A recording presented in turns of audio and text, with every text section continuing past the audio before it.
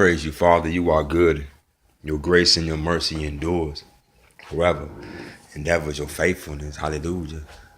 Hallelujah. Hallelujah. Hallelujah. Hallelujah. I love you, truth. Praise you, Father. You are good.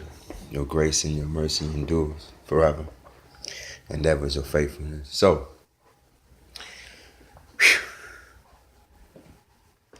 I just got through hearing from y'all, and how y'all speak to me is through the scriptures, through the word. And it was Yeshayahu 47. And it's a tough one, and I know it's speaking to certain ones out there of how they deal with Yahweh's elect whenever he is judging and punishing and correcting Yahweh's elect. Be mindful how you deal with Yahweh's elect when they're in your care, even while they being punished. He watching.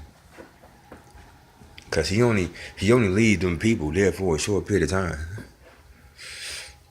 Because they got to learn something. Therefore, we shall continue. Yeshayahu, Isaiah 48. Let's go. Yeshayahu, Isaiah 48. Beautiful stuff. Listen to this house of Jacob, called by the name of Israel, who have come from the spring of Judah, who swore by the name of Yahweh, and invoked the God of Israel. It is not sincerely or justifiably that they call themselves people of the holy city, or rely on the God of Israel. Yahweh Elohim is his name, right? I announce things that happened at the beginning, long ago. They issue from my mouth and I proclaimed them. Then suddenly I acted and they occurred, because I knew that you were stubborn, and your neck an iron sinew, and your forehead bronze. I know about being hard-headed. He said your neck was iron and your forehead was bronze. How hard-headed is that, right? Man, I know about being that hard-headed. But he got a way of breaking even that. For real. I know. Because I knew that you were stubborn, your neck was an iron sinew, your forehead was bronze. I announced it to you long ago. Before it occurred, I proclaimed it to you, so that you could not say my idol did it. My carved image, my statue gave the order. You have heard and seen all this. So why won't you admit it? I admit it. I admit it. No. It's all Yah. The work of Satan, the work of the adversary, yeah, it be his hand doing stuff, but Yah will allow it. The adversary got a purpose, man. He trying to do what he do, but all at the end of the day, when it comes to elect, the adversary do stuff, put us down, put us through, and Yah get the glory in the end. The way of Yeshua, right? That's how Yeshua got crowned king above kings, right? That's how Yeshua got that spot. You dig what I'm saying? Because he went through what the adversary put on him. Now, I am announcing to you new things. I'm announcing to you new things, secret things you have not known, created now, not long ago. Before today, you did not hear them, so you cannot say I already knew about them. No, you haven't heard and you haven't known these things. Have not reached your ears before, for I knew how treacherous you were. You were called a rebel from birth. Yet for the sake of my own reputation. See, he says about his reputation, which is really his name.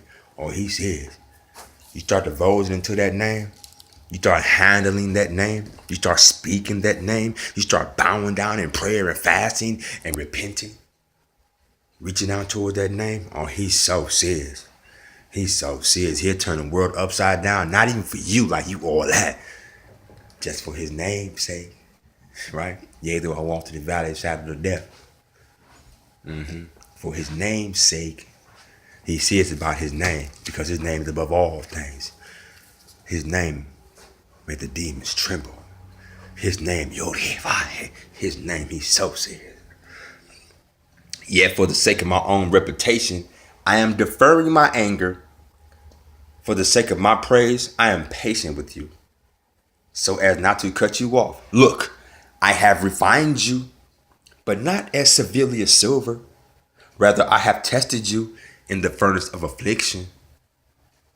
For my own sake, I will do it. For my own sake, I will not let my reputation be tarnished. I will not let my reputation be tarnished. I will not yield my glory to nobody else.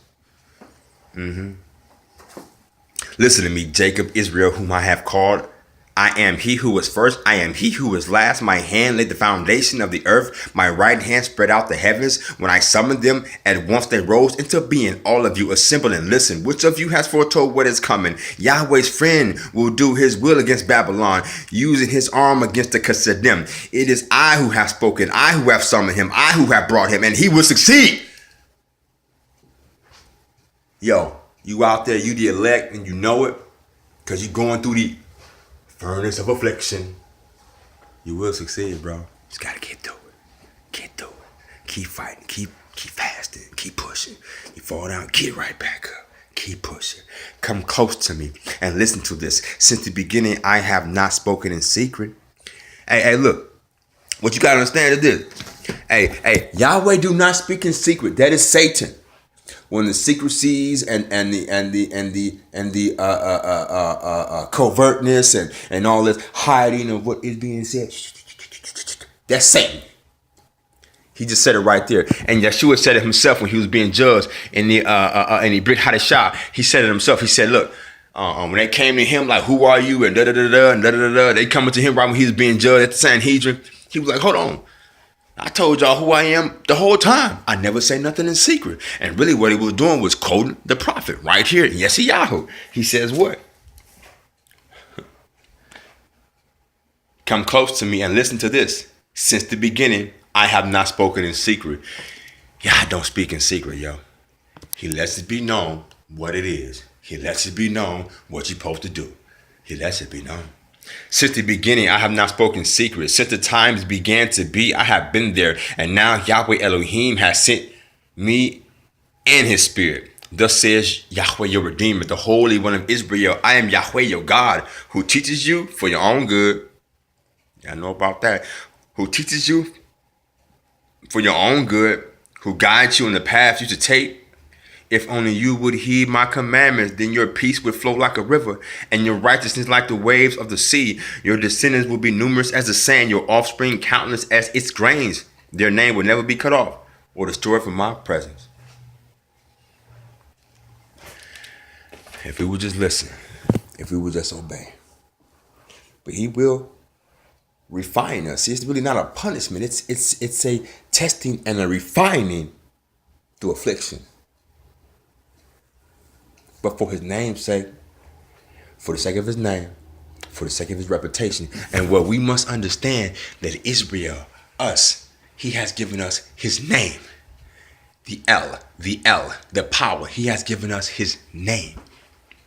So since we bear his name, he ain't finna let all that keep on happening. But he will allow it for a certain time to refine us, to test us, to grow us, to mature us, for the sake of his own reputation, because we bear his name.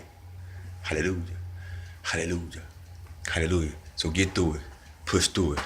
And even if you're in a place while being judged by the Most High, while being put in this place of being put through affliction because of your own disobedience, because of your own sin, get through it.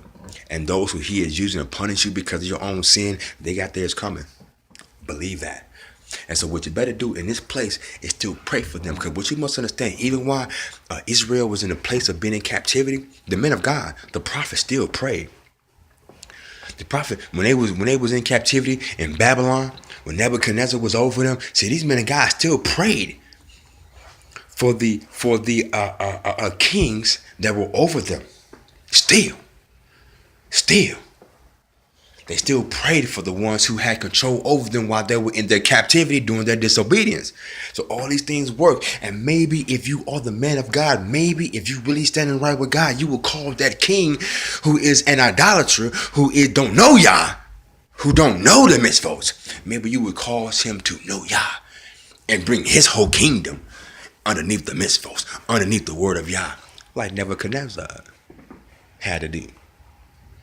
Because the prophet told him the truth about his dream. And he had to go through it, though. Even Nebuchadnezzar, the greatest of the time, had to go through it. But when he got through it, his affliction, he came to know and bow to Yahweh, the God of Israel. Shalom.